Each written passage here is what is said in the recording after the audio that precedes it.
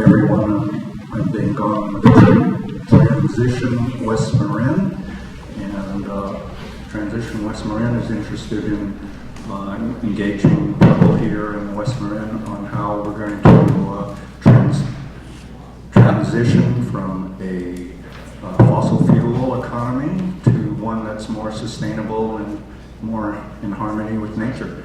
So on behalf of all the other co-sponsors, the Environmental Forum of Marin, Marin Conservation League, Sierra Club, Marin's Group, Sustainable Marin, Transition West Marin, the San Francisco Bay Area Chapter, Women of Wind Energy. I'd like to welcome you here tonight on, we hope will be an interesting and informative discussion on community wind and solar for West Marin. Peter Asmus here on the left will be the moderator. Well, before I introduce all the panel, I just wanted to give a little bit of context for how this event came about. There was a movie, and now I can't even remember the name of the movie, but there was a movie that was very critical of wind power that was shown, and I think right before it was shown, suddenly a lot of people grew concerned about the film, who was funding the film, and that the film might have been rather one-sided. And so I wrote a story about that in the West Marin Citizen, and that's what sort of stimulated this conversation. And Bing Gong actually took me up on the sort of the challenge of trying to have a better conversation based more in some facts. And so the title about community wind and community solar, these are two concepts I think people are very interested in here in West Marin. Community wind, just to define it, generally means local ownership. It's very big. It sort of started in Denmark, and it's very big in Minnesota and Iowa, where typically farmers, school districts, and local businesses will actually create a limited liability corporation, and they'll install one or two turbines. In the Midwest, they tend to be still the larger wind turbines just because of the local policies regulating wind there. And so community wind is mostly about local ownership. Community solar, on the other hand, is a different thing. Usually community solar involves renters and people who cannot afford solar to be able to get a portion of their energy from centralized solar systems that might be put in a more cost-effective area.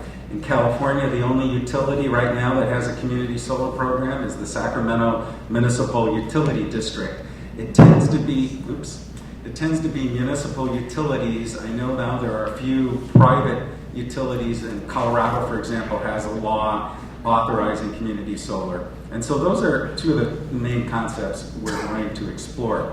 First, we're going to hear from Stephan, who's also with Transition West Marin and also Sustainable Marin. He's going to sort of set the context of this concept of Transition West Marin, sort of addressing issues locally that covers the whole span of environmental issues and economic issues, but in this case, I think he's going to set the context in terms of energy. Tonight, of course, the focus is on energy. You know, we often deal with a whole range of sustainability issues, but the sustainability of our energy supply, I think everyone agrees, we cannot continue to depend on fossil fuels for lots of reasons, but the damage it's doing, you know, in terms of to the earth directly, to the atmosphere, and all of that entails. So it's definitely a huge sustainability issue, and I think that's why most of us are recognizing we need to go to alternative energy.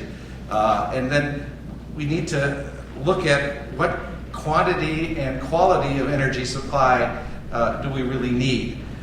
We also look at it from the community resilience point of view, in that if we got cut off on power, we take it for granted that we're going to have electricity flowing 24/7, 365. That's not always the case. I'm not sure, should depend on that. I think we're kind of not very resilient to when there's that next energy spike in prices or shutting off of things. We depend on Green Ridge gas station here to a large degree. We depend on companies like DeCarly here, and I'm not sure any of those are really that resilient. So we've got a ways to go to kind of move towards what would be what transition towns and the sustainability groups are hoping we can change our lifestyles. So energy is fundamental to so much of that. The environmental protection, though, isn't something anybody wants to trade off. It's not a trade-off. We need to respect the fact that we've got a lot of species going extinct. I hear 200 a day. I mean, that's an incredible number. This is unprecedented in recorded time. Hi, Don.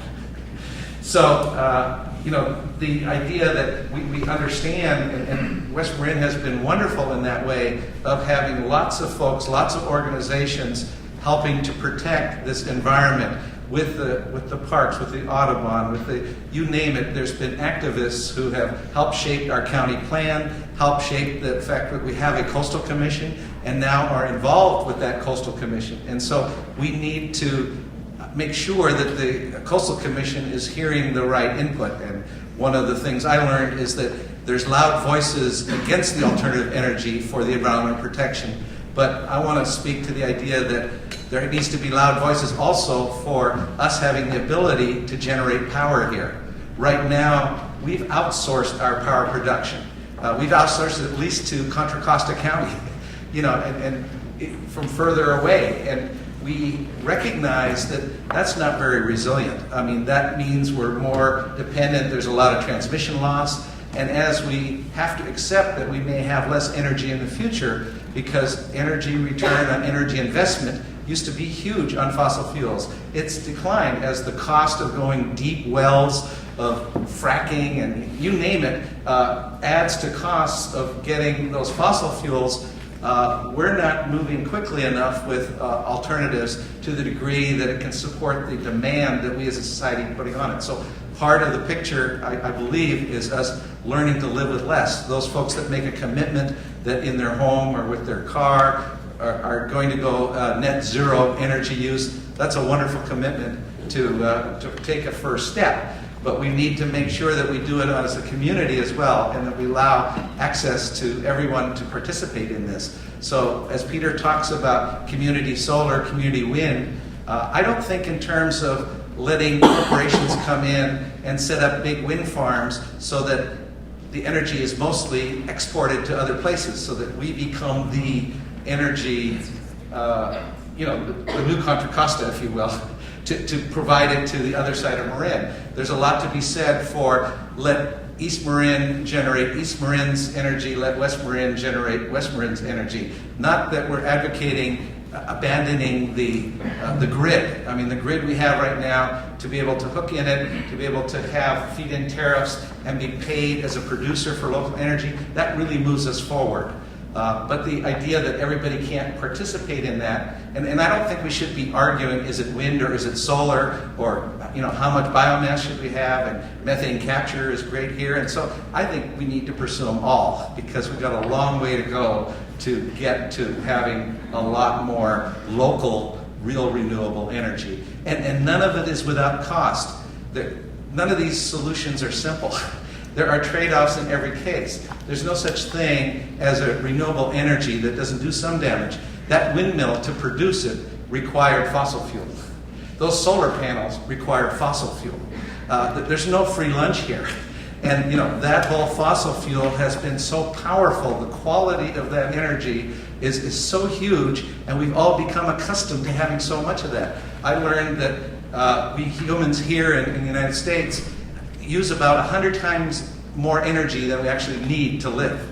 Now, I'm sure we don't want to live at 1% of where we are, but could we imagine ourselves coming down in large chunks, because we may be forced to at some point.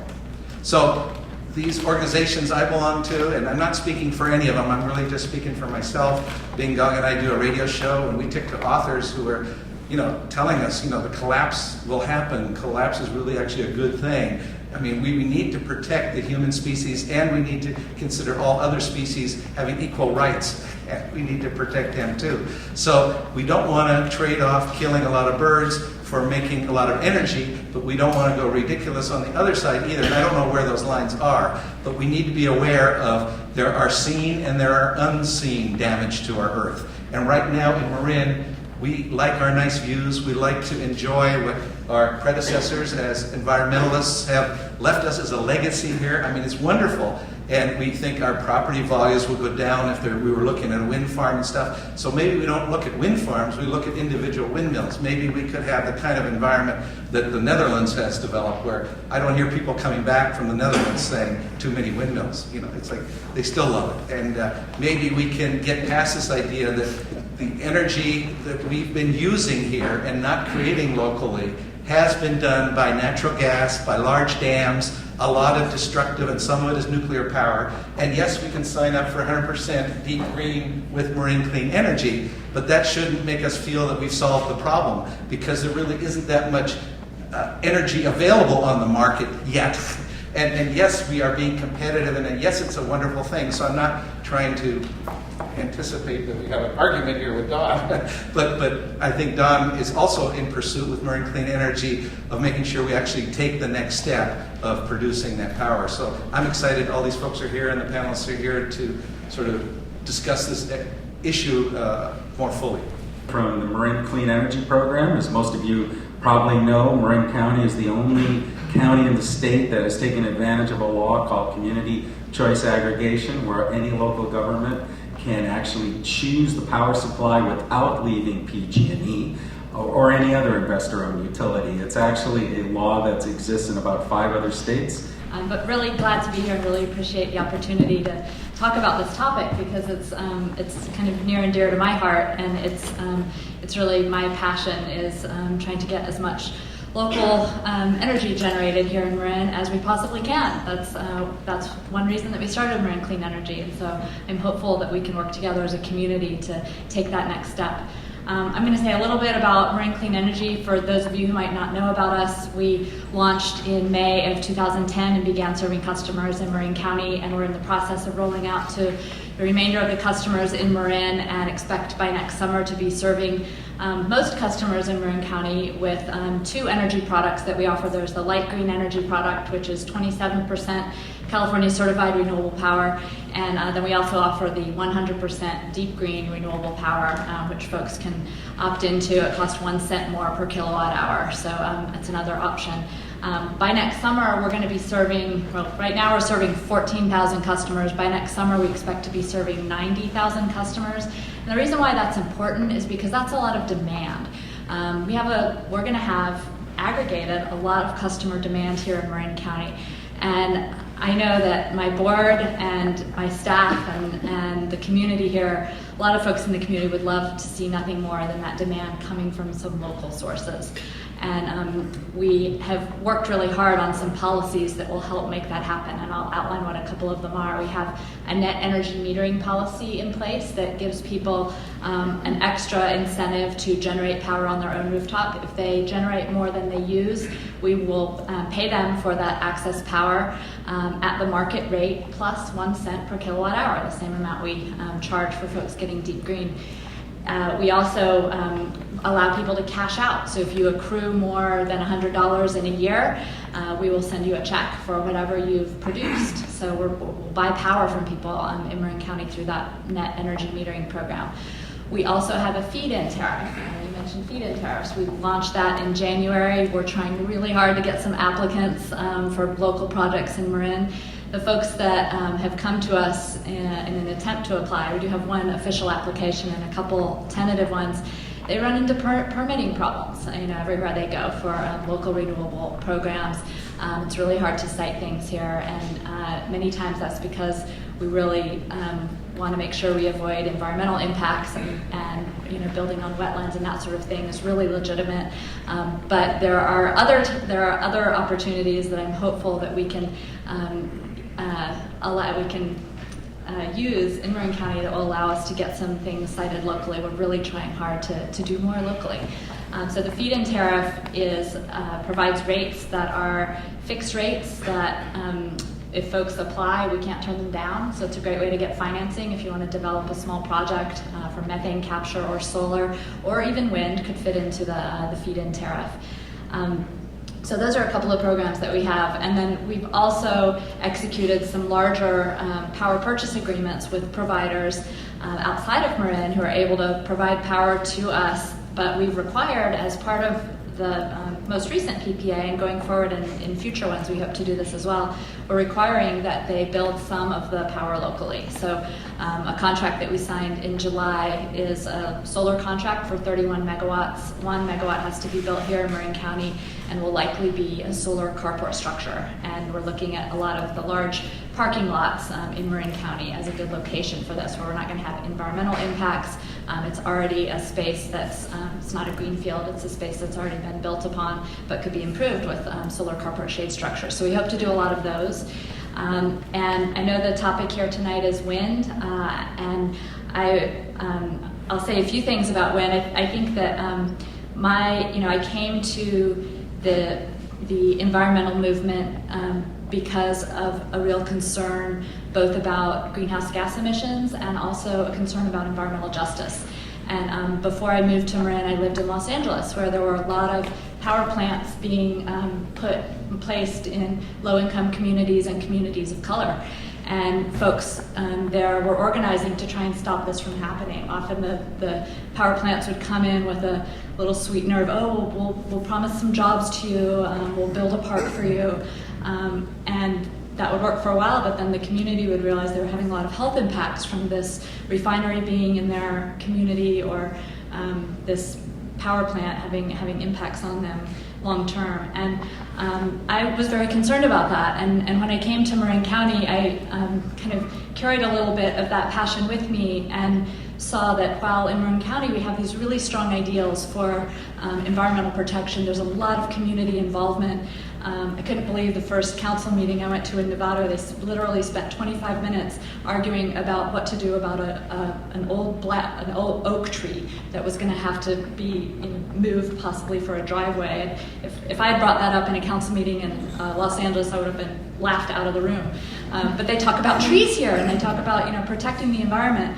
And that's really great, and I think we're doing a great job at that. But what we're not doing in some cases is we're not making the connection between our impact on the environment,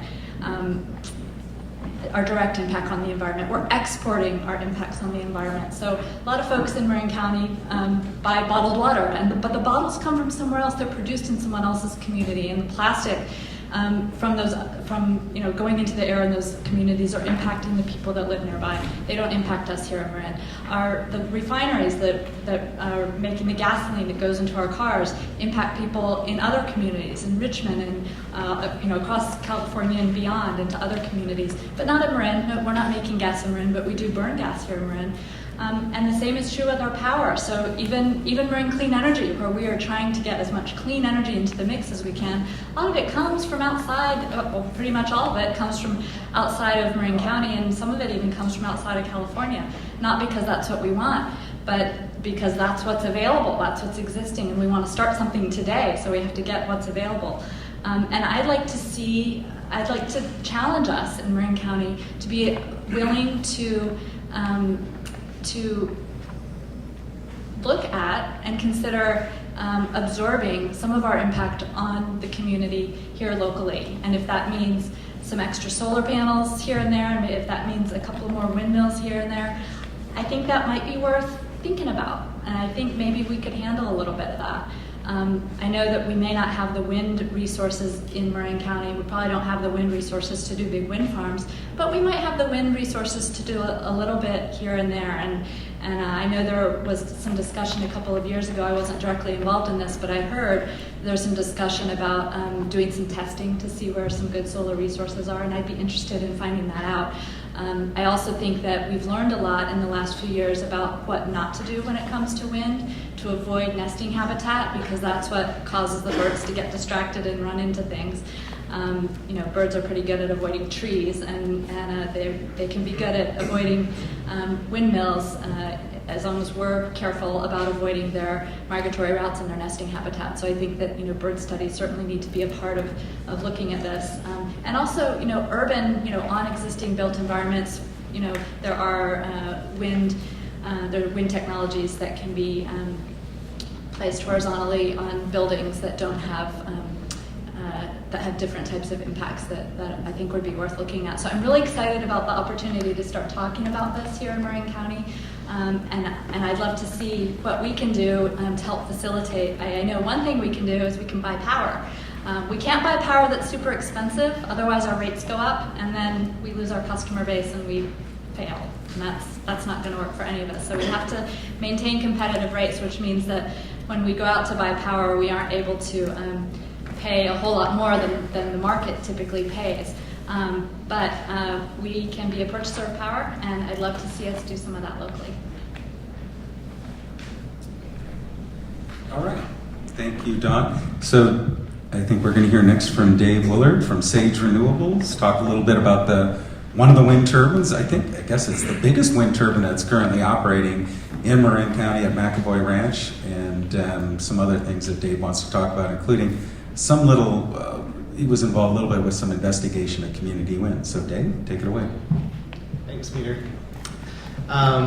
So I'll give you a little background on what we do at Sage Renewables. I work for a company that is a renewable energy consulting firm. We help government entities and large commercial businesses, agricultural production facilities, find the most appropriate renewable technologies to hopefully power their facilities, and then we also help them integrate them into their processes in the most financially efficient manner.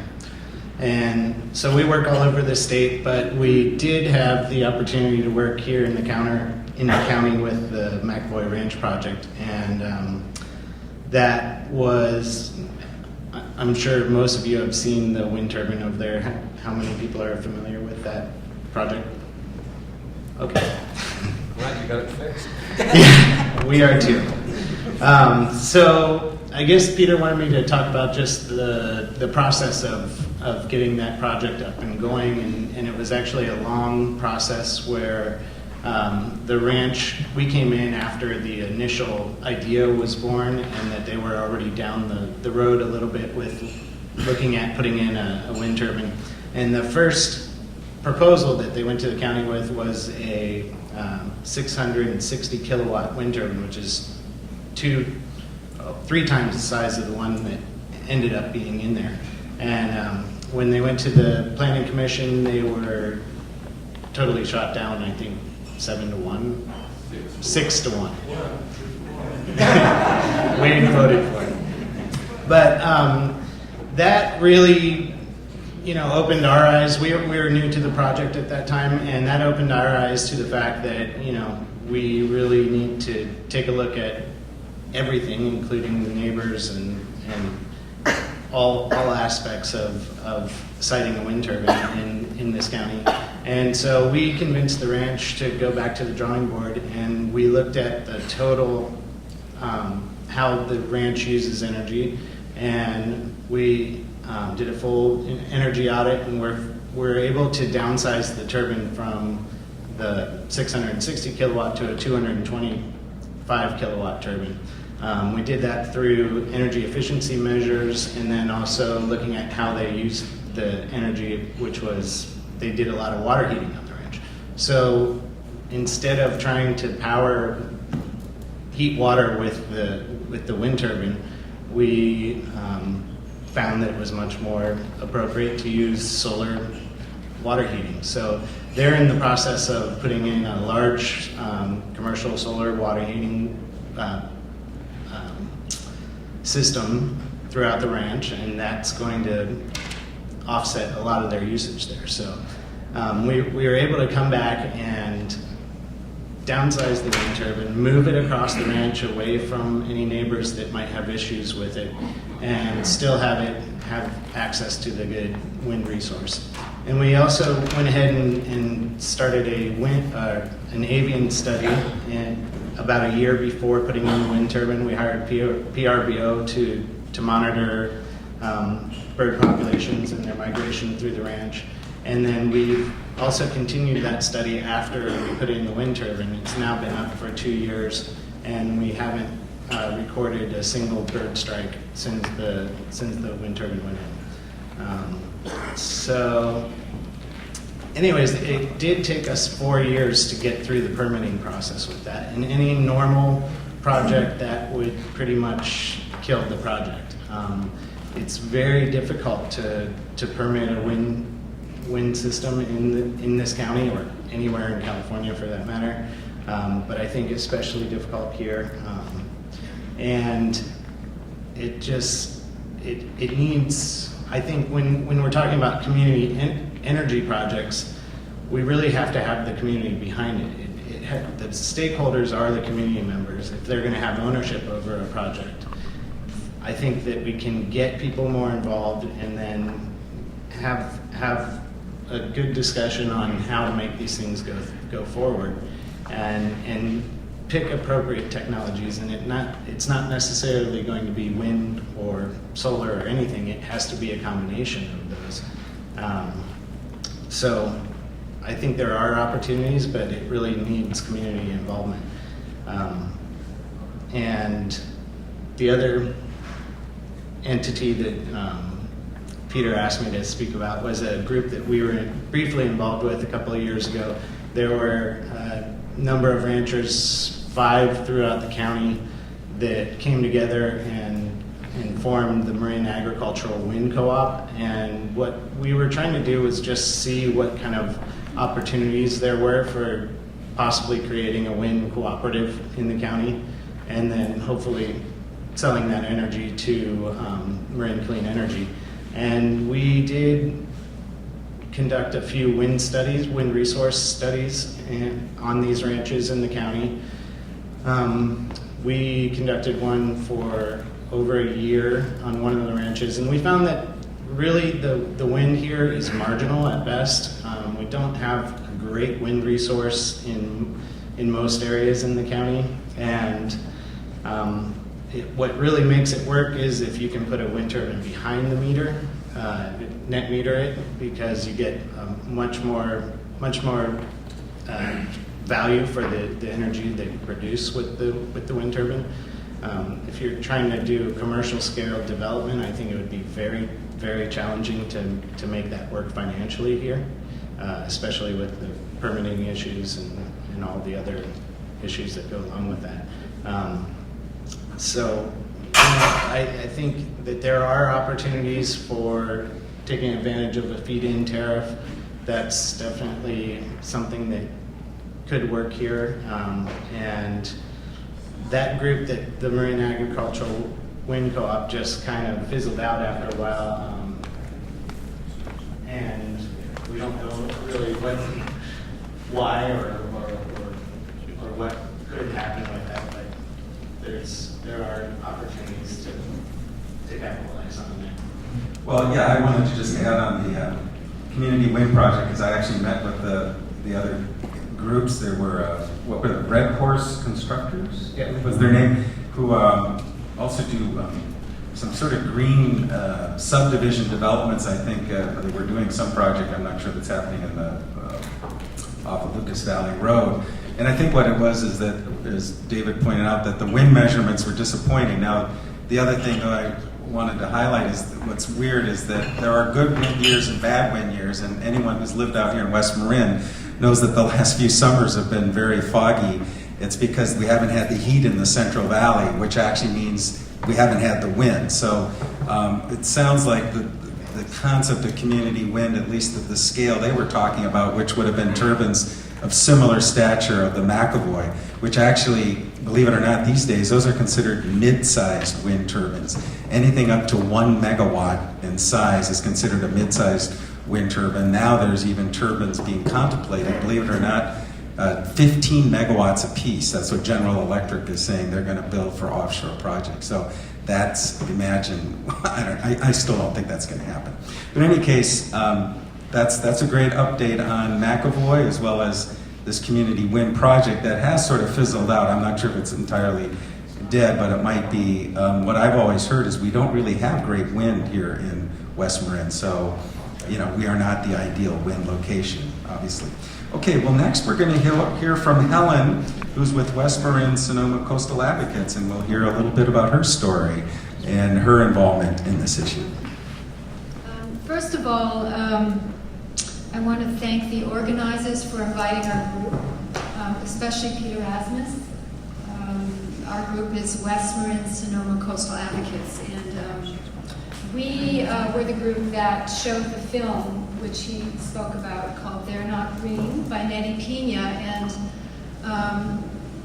I guess it's fair to say that there was a strong reaction to it. Or maybe an understatement, I'm not sure. But in any case, it was about industrial wind power. And so we were invited to speak tonight, and I thought I would come and read a prepared statement. We were asked to prepare a 5-minute, our opening remarks for 5 minutes. So that's what I did, and I'm just going to go ahead and read that.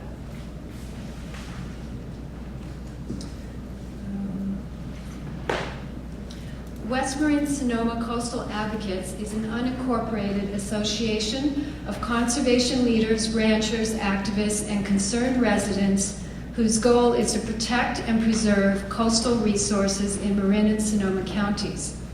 We have presented our position at every community meeting and Planning Commission hearing relating to the public review draft of the Local Coastal Program and Development Code amendments.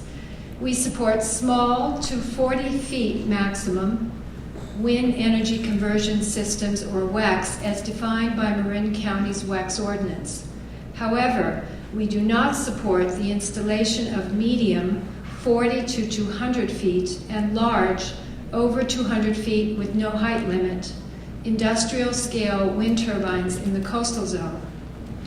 We have stated that all references to the permitting of medium and large WECs anywhere in the coastal zone is unacceptable and should be deleted from the LCP text and development code tables, including non-grid tied WECs defined as small, 40 to 100 feet, used solely to pump water for agricultural uses. Further, we question the validity of pumping water for agricultural use with a utility scale 100-foot WECs. In California's coastal plan, one of the top priorities is the protection of agriculture. Current agricultural practices support and preserve biological systems. The preservation of agricultural grasslands and wooded areas can reduce our carbon footprint through the storage and sequestering of carbon. Carbon sequestering is considered a value-added, beneficial addition to traditional agriculture. The coastal zone is internationally recognized for its wildlife, scenic views, wetlands, and plant life. Tomales Bay and its watershed is included in the Gulf of the Farallones National Marine Sanctuary. It's also part of the Golden Gate Biosphere Reserve and the Western Hemisphere Shorebird Reserve Network. The U.S. Fish and Wildlife Service designated Tomales Bay as a wetland of international importance. The National Audubon Society has recognized the bay as an important bird area. The Estero de San Antonio is part of the Gulf of the Farallones National Marine Sanctuary and is also included in the Golden Gate Biosphere Reserve, UNESCO Man and Biosphere Program. Two 197-foot meteorological towers were proposed by NextEra Energy on ridge lines between Dillon Beach and the town of Tomales near the Estero de San Antonio to gather data for a potential industrial-scale wind facility. The coastal permits for the meteorological towers were approved by the Marin County Board of Supervisors without requiring the preparation of an initial study as required under the California Environmental Quality Act. This formed the basis of our lawsuit in Marin County Superior Court. We also filed an appeal to the Coastal Commission along with Marin Audubon and Environmental Action Committee of West Marin. Additionally, 2 coastal commissioners filed appeals individually. The Coastal Act preserves the rural and historic character of our coastal communities. West Marin's coastal towns are international destination points, including Highway 1, a state scenic highway. As such, they contribute to the economic viability of the coastal zone. We support WECs to 40 feet because the scale respects the 15 to 25-foot height limits within the various coastal zone communities. The negative impacts of industrial-scale wind facilities have been documented worldwide. These impacts include, but are not limited to, the following issues: viewshed destruction, light pollution, decreased property values, environmental degradation, wildlife habitat fragmentation, bird and bat mortality, health concerns, wind turbine syndrome, shadow flicker, low-frequency seismic noise, infrasound, dirty electricity, stray voltage, and radar interference. In conclusion, we want to take this opportunity to correct the inaccuracies that have been reported in the West Marin press regarding the false representation that we are affiliated with pro-nuclear interests in the fossil fuel industry. We oppose nuclear power, and we are not proponents of the petroleum industry. We support energy conservation and energy efficiency. We also support renewable energy, including small-scale wind power. We agree with the quote on page 352 from Introduction to Energy in California, quote, "As Art Rosenfeld noted in this book's foreword, there is no cleaner and greener energy source than the energy we do not have to produce in the first place." Thank you very much. Well, we're going to have two speakers in a row talking about the actual issues of bird mortality, bat mortality. And first up will be Jeff Miller, who's with the Center for Biodiversity, also representing Environmental Action Committee of West Marin. Thanks. Good evening. I've got two hats on tonight. I'm an Inverness resident and a member of the Environmental Action Committee. And EAC asked me to come here tonight and present some of EAC's ideas about appropriate energy development in West Marin. I'm also on the staff of the Center for Biological Diversity. We're a national conservation organization. We're the group that got the polar bear listed, our most famous action. But we've been at the forefront of going after nuclear power, oil development. We're the main group fighting off oil drilling in the Arctic right now, uranium mining, and pretty much all the dirty mountaintop removal in the southeast, et cetera, et cetera. We're big proponents of alternative energy, but we've also jumped in where we've seen inappropriately sited industrial projects and impacts to endangered species and wild places. And we filed a lawsuit over the ongoing carnage, the bird kills at Altamont Pass Wind Resource Area, and I've been involved in that issue at Altamont since 2003, and I think there's some good cautionary tales and some things we can learn from that, and a couple other industrial developments. So I'll start off, I apologize, I'm going to also read the EAC's thoughts on principles for energy development, and also just a couple questions we should probably be asking as we go forward, trying to figure out what's a sensible energy policy.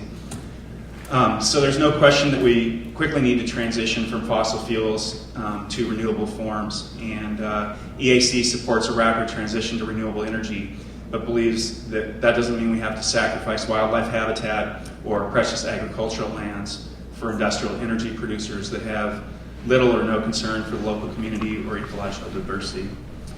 According to our county's countywide plan, energy consumption is increasing and homes are getting larger, and it's buildings which account for most of the energy consumption in this county. So we think retrofitting buildings for energy efficiency and conservation measures is an important start. For new energy production sources that are renewable, location, and appropriate siting is the key, and we think part of appropriate siting is close to the user source. We also need to require renewable energy at an appropriate scale to our natural and biological resources and support consumer-controlled models rather than industrial scale. So a couple of questions to go forward. Does it make sense as a rural community to invite industrial scale wind energy production into an area that has one of the nation's highest bird diversity, large open space areas, national parks, state parks, national marine sanctuary, wilderness areas, and a wetland of international significance? And if you look at bird use in this area. It's water birds, raptors, songbirds. It's as high as almost anywhere else in the country and in some instances in the world. And then the other question is, before proceeding beyond local consumer scale energy production, we have to ask the question, what level of impacts to wildlife and agricultural lands are acceptable to us? These and other questions have not been asked in the county's push to form a coastal program policy supporting renewable energy generation, and that's one of the reasons EAC appealed the approval of the Met Tower that was proposed. So I'll switch gears a little and talk a little bit about the Center for Biological Diversity. And I got involved in 2003 in efforts to correct the bird kill problem in Altamont Pass. And as people probably know, it's the highest bird fatality in the world. Well, actually, in North America, highest bird fatalities at a wind farm. And it was predictable. The Alameda County was warned by biologists that this was a terrible location for a wind farm due to high concentration of breeding raptors, it being on a migratory route for a lot of birds, and a high number of raptors that pile in there in the winter to take advantage of a lot of food. And the bird kills have continued unabated for about 30 years now, and the estimates, the latest best estimates are well over 1,000, probably close to 2,000 raptors a year killed out there, and this includes, depending on the year, anywhere from 40 to 80 or more golden eagles, literally hundreds up to some years possibly 1,000 burrowing owls, which are a species of concern, and then various hawks, kestrels, kites, etc., about 30 different species.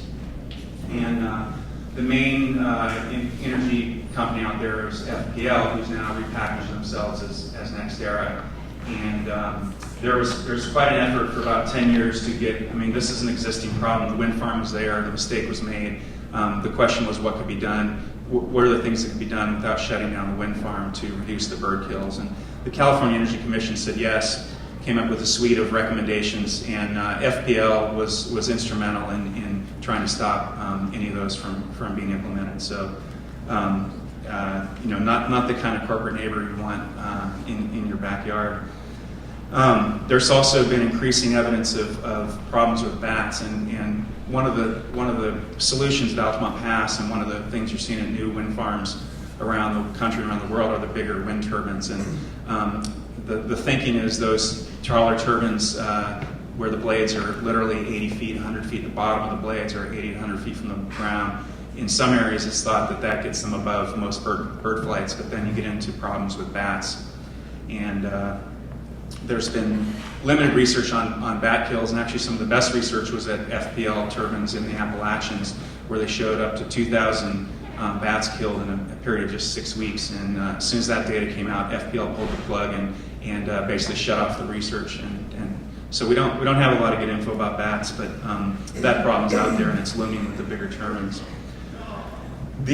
Some of the problems you get into with wind turbines is estimating what's actually being killed. And another good cautionary tale is the Pine Tree wind farm down in Southern California.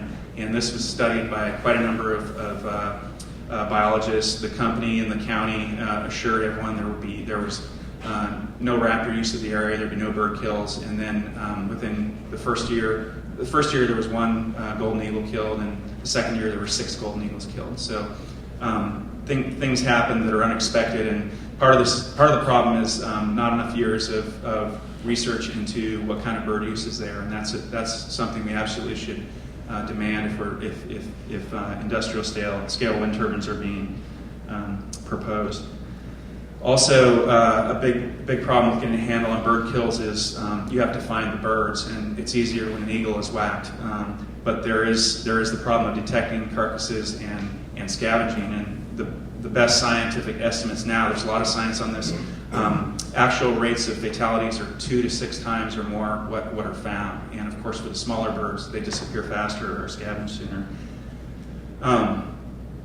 There seems to be quite a bit of rush on to develop our public lands with alternative energy, and the center is a big proponent of alternative energy. However, there's little concern for siting, and it gets to the insanity of industrial scale solar developments in desert tortoise habitat, wind farms in bald eagle habitat, and meanwhile we've got abandoned military bases and already degraded areas that, for whatever reason, aren't being used. So again, location is everything. I know this isn't going to show up for most people, but I've got some extra copies, and I'm happy to give it to anyone. But this is a solar development in Richmond across the bay. This is a recent one. This is the largest solar development at a low-income housing facility in the country. And if you come look at this later, every rooftop basically has solar. And this is 900 kilowatts of power. It meets 20% of the city of Richmond's renewable energy goals. And it's a really good example of how green jobs and green energy can be created on existing infrastructure close to the users without destroying or degrading wildlife habitat or agricultural lands. And also, you don't have to take up land for transmission lines, roads, etc. So this is the kind of energy that I think Marin County should promote and explore before we even start having a conversation about whether industrial energy should come to West Marin.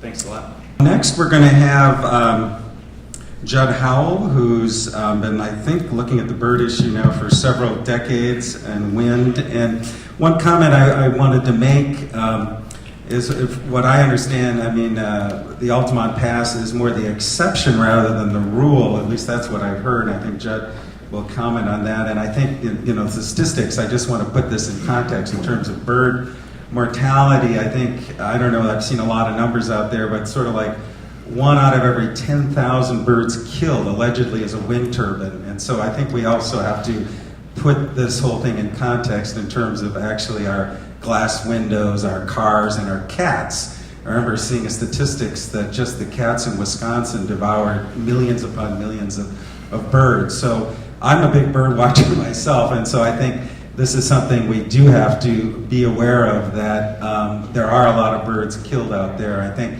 because wind turbines are identified as a green technology, obviously they are held to a higher standard. But let's hear Judd's perspective on the issue. I know he just completed some bird and bat studies, I believe, right in the Montezuma Hills. So, Judd? Yeah, that's correct. Yeah. Thanks, Peter. And actually, thanks, panel, for being here. And thanks to all of you to actually show up in the middle of the World Series, or the beginning of the World Series, to talk about wind energy development. My bona fides actually go back to 1987, when I first started research about the wind and wildlife issues in the Altamont Pass and Alameda and Contra Costa County and Solano counties in the Montezuma Hills. I did that for about 10 years, and then I kind of moved on in my career and got involved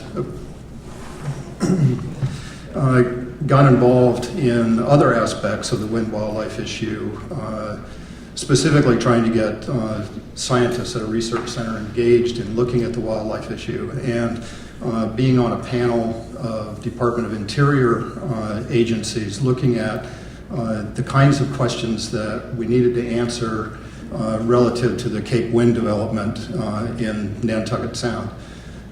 Upon coming back to California, I have a good friend down in Los Gatos who has a consulting firm, and he said, Judd, come back when you decide to retire from federal service and help us develop our wind wildlife portfolio, which is what I've been doing for the last 3 years. Excuse me.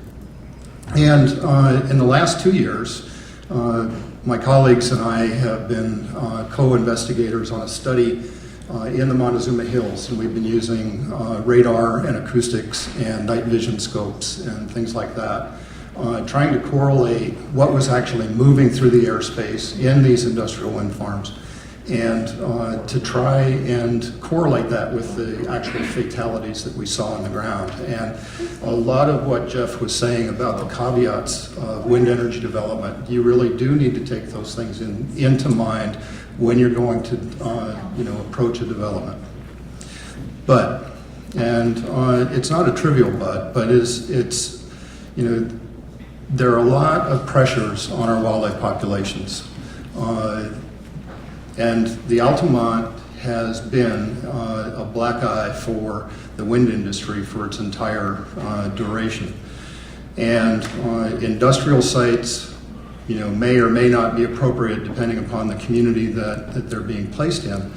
But if we step back and we think about what are the things that we do that affect wildlife and affect birds specifically, and you start looking at the literature, there was a report done by Erickson in 2001, and Wally Erickson is a biostatistician with West Incorporated up in Laramie, Wyoming. And they are biostatisticians, and they do a pretty good job of it. And the general consensus, at least from the literature, is that somewhere in the neighborhood of 90 million to 500 million birds die in collisions with windows. So number one killer of birds is buildings. Power lines are estimated to killing 130 million birds a year. Cats are, friends that we let out in our backyards, about 100 million. Automobiles, 80 million. Pesticides, 87 million. Waterfowl hunting. The Secretary of Interior gives permits for people to go out and kill wildlife. 14 million a year taken in annual harvest. Communications towers, migratory passerines, about 4.5 million.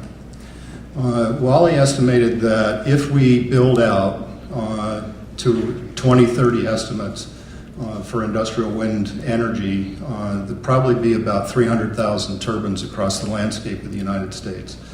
And he estimated that would be somewhere in the neighborhood of about 1 million birds a year, plus or minus maybe 500,000. So the orders of magnitude that we're talking about, really vary. And location truly is a mantra for what we see.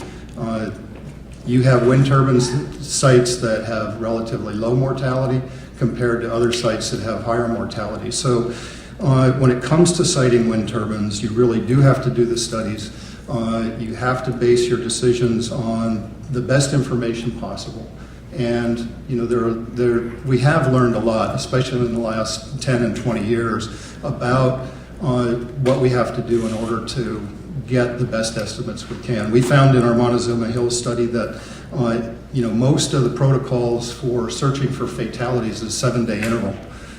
We found that virtually all the bats, well, I won't say all, but many of the bats that we discovered as fresh mortalities because we were doing daily surveys were gone within a day.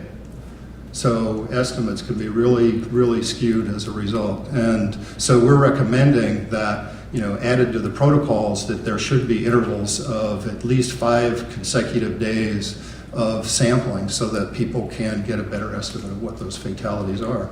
But on the other hand, we have thousands and thousands of targets from the radar survey, and I think it's somewhere between 95 to 97% of those targets were flying well over the rotor swept area of the turbines. So, again, doing your studies, getting to know what's in the airspace, and those kinds of things are really very important. The Altamont Pass, actually, I was on the scientific committee that advised tried to advise the county, and we were an independent review committee. And, we basically, what they're trying to do is they're going to try and repower the Altamont Pass and put fewer turbines in.